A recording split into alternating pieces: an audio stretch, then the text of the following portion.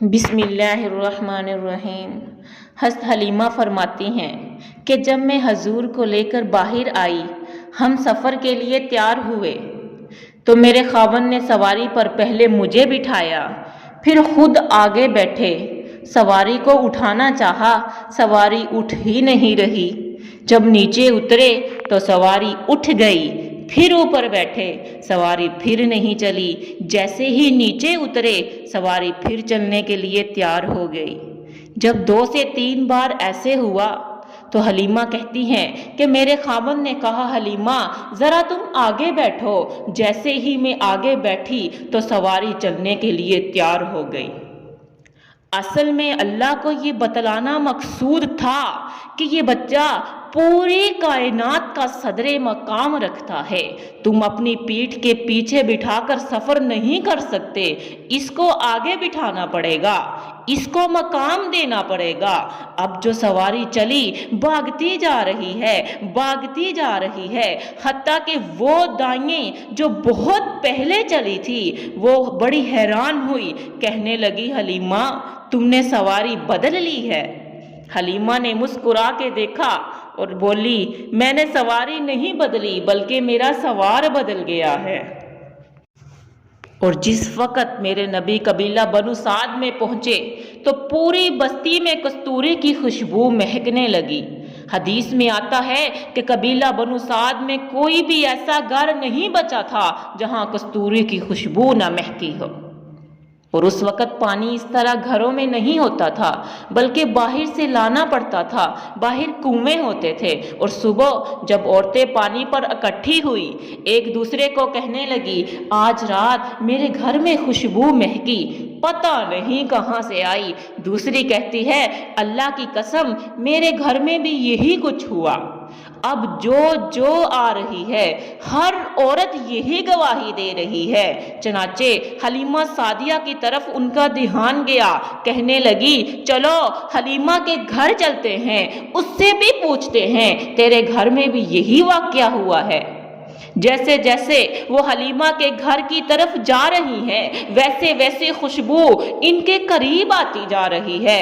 جیسے ہی انہوں نے گھر میں قدم رکھا، حیران رہ گئی کہ وہ کستوری کی خوشبو، وہ رات والی خوشبو یہاں سے مہک رہی ہے۔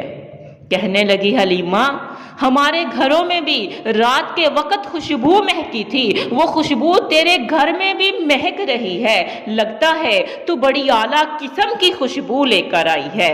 تو اتنی امیر نہ تھی، اتنی قیمتی خوشبو کدھر سے لے کر آئی ہے؟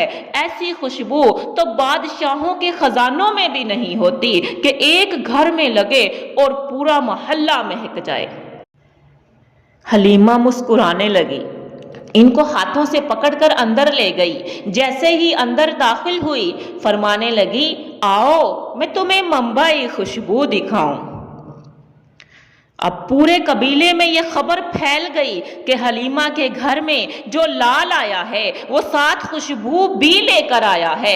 اور اس کے بعد ان کا یہ عقیدہ بن گیا، اگر کسی بھی بندے کو بیماری لگتی یا ان کا جانور بیمار ہو جاتا تو وہ سیدھے حلیمہ سعدیہ کے گھر آتے، آ کر حلیمہ سے کہتے، حلیمہ اپنی برکت والے، اپنے خوشبو والے لال کو لے کر آؤ۔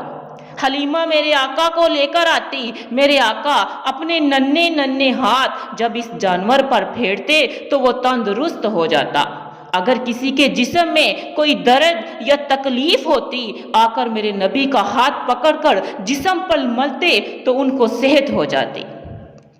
علماء نے لکھا ہے کہ 4 سال تک حلیمہ نے میرے نبی کو پالا، لیکن میرا یہ عقیدہ ہے کہ حلیمہ نے نہیں پالا بلکہ میرے نبی نے پالا، کیونکہ ہر جگہ یہ لکھا ہے کہ اونٹنیاں پہلے چلتی نہیں تھی، اب رکتی نہیں ہے، بکریاں دودھ دیتی نہیں تھی، اب وافر ہوتا ہے۔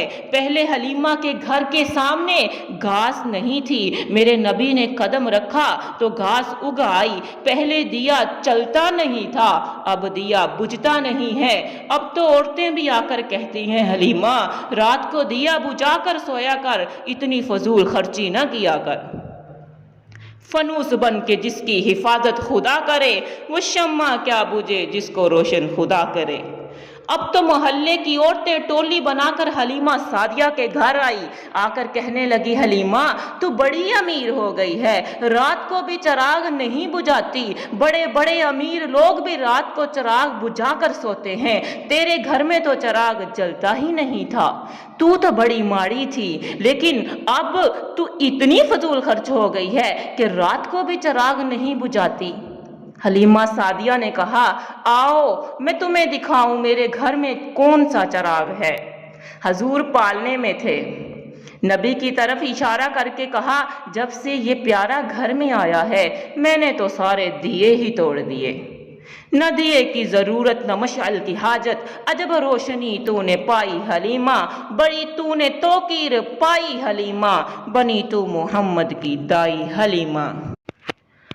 اج جاگیا بخت حلیمہ دا، مل گیا لجپال یتیمہ دا، پھر لوڑی آپ سنا دیئے، نل صدقے واری جاندیئے، بنو سعد دیاں جو دائیاں ہیں، چل کول حلیمہ آئیاں ہیں، اے حلیمہ باہر آندی نہیں، سانو اپنی شکل وکھاندی نہیں، کتھوں کھانی ہے، کتھوں پینی ہے، کیویں کردہ خرچ چلانی ہے، بولی حلیمہ دائیاں نو، بسم اللہ پچھن آئیاں نو، میں باہر ہون آندی نہیں، تانو شکل وکھاندی نہیں، میں ویڑے وچ گھم لینی ہاں، جدوں مینوں بھکھ لگ جاندی ہے سرکار دا منہ چوم لینی ہاں۔